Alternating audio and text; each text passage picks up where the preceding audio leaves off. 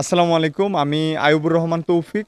আমি বাংলাদেশ জাতীয়তাবাদী ছাত্রদল মনোনীত প্যানেলে চাকসু নির্বাচন ২০২৫-এ এজিএস পদে প্রতিদ্বন্দ্বিতা করছি। তো আমি এবং আমার সংগঠন এই বিশ্ববিদ্যালয়ের শুরু থেকে স্রোতের বিপরীতে সাঁতার কেটে এখন পর্যন্ত আসছে। তো আমরা ৫ই আগস্ট পরবর্তী সময়ে দেখেছি এই বিশ্ববিদ্যালয়ে নানাভাবে বিশ্ববিদ্যালয় শিক্ষার্থীদের অধিকার হরণ করা হচ্ছে। তখন আমরা সেই বিষয়গুলো নিয়ে কথা বলেছি। একজন ছাত্র প্রতিনিধি হিসাবে আমার মূল দায়িত্ব হচ্ছে শিক্ষার্থীদের অধিকার আদায় করে দেয়া এবং তারা যেই জিনিসগুলোতে বঞ্চিত হচ্ছে, শোষিত হচ্ছে, আমরা যেন সেই জিনিসগুলো আদায় করে দিতে পারি।